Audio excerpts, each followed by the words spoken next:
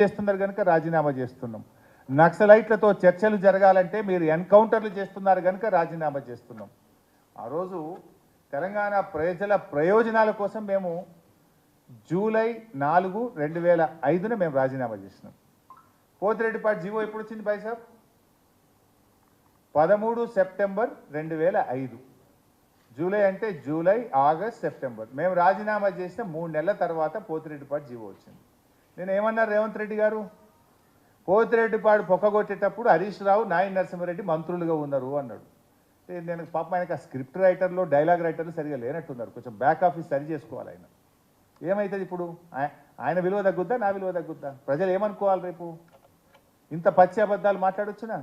మేము అప్పటికే 3 నెలల ముందే మా మంత్రి పదవులను తెలంగాణ ప్రజల కోసం, తెలంగాణ ఉద్యమం కోసం ఏడాది కాలంలోనే పదవులు వదులుకున్న చరిత్ర మాది.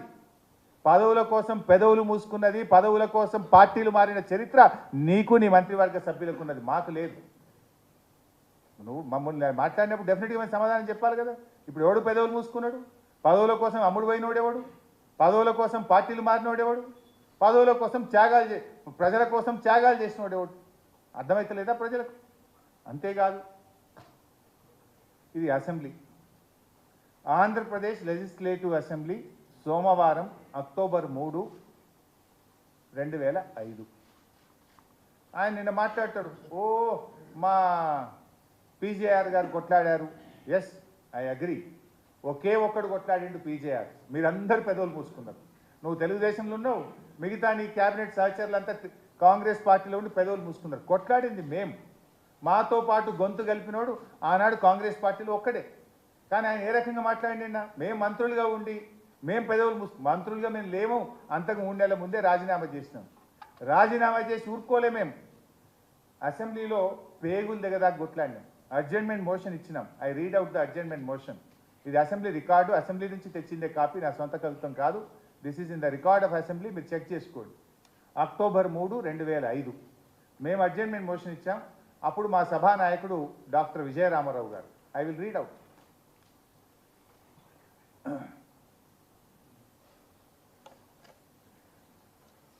ఏ అడ్జర్న్మెంట్ మోషన్స్ డిస్కషన్లోకి రావో వాటి విషయమై మీరు వేరే నిబంధనల ప్రకారం వస్తే వాటిని పరిశీలించడం జరుగుతుంది అని స్పీకర్ గారు అనౌన్స్ చేసి, డాక్టర్ జి విజయరామారావు అంటే మా ఫ్లోర్ లీడర్ ఆయన, augmentation of Pothireddypadu water, it is disastrous, it is a dangerous move. The government decision is adversely affecting the interests of Telangana and delta region. Ultimately, the entire Krishna water will be diverted to only Rayalaseema area. In future, there will not be any amount of water available to either Telangana or Delta area. This is a highly dangerous move and it is affecting the interests of Telangana people. అని ఆ రోజు మేము అసెంబ్లీలో adjournment motion ఇచ్చి అసెంబ్లీని స్తంభింపజేసినాం. ఒక్కరోజు 2 రోజులు కాదు, పోతిరెడ్డిపాడు మీద 40 రోజులు అసెంబ్లీని స్తంభింపజేసి ఉమ్మడి ఆంధ్రప్రదేశ్లో గడగడలాడించింది ఆనాటి టీఆర్ఎస్ పార్టీ. పోరాడింది మేము. గొంతు పోయేదాకా గొంతు చించుకొని మేము గొంతెత్తి నినాదాలు ఇచ్చినాం. పేగులు దగ్గరదాకా కొట్లాడినటువంటి పార్టీ టీఆర్ఎస్ పార్టీ ఆ రోజు. కానీ పదవుల కోసం పెదవులు మూసుకున్నది, పార్టీలు మారిన చరిత్ర నీకు, నీ మంత్రివర్గ సహచరులకు ఉంది. కానీ నీ పరిస్థితి ఎట్లుందంటే చోరు ఉల్టా కోత్వాల్కు డాంటే అన్నట్టు, దొంగతనం చేసిన దొంగనే దొంగ అని గట్టి గడిచిందట. నీ తీరు గట్టి ఉన్నది నీది. ఎవరు ఇప్పుడు అర్థమవుతలేదు. ఇంతకంటే సాక్ష్యాధారం ఏం కావాలి? జీవో ఎప్పుడు వచ్చింది, మేము రాజీనామాలు ఎప్పుడు చేసినాము, అసెంబ్లీలో కొట్లాడింది ఎవరు, ఇంతకంటే సాక్ష్యాధారాలు ఏం చూపించాలి? అంటే నువ్వు ఈ రకంగా ఇలా ఒక తప్పుదో పట్టించే విధంగా అర్ధ సత్యాలను, అబద్ధాలను ఒక ముఖ్యమంత్రి అయి ఉండి సచివాలయం నుంచి మాట్లాడటం తగునా అని చెప్పి నేను అడుగుతా ఉన్నా. ఇక 3వ విషయం,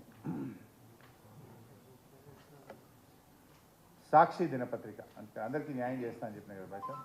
సాక్షి, ఐ విల్ రీడ్ అవుట్. ఇందులో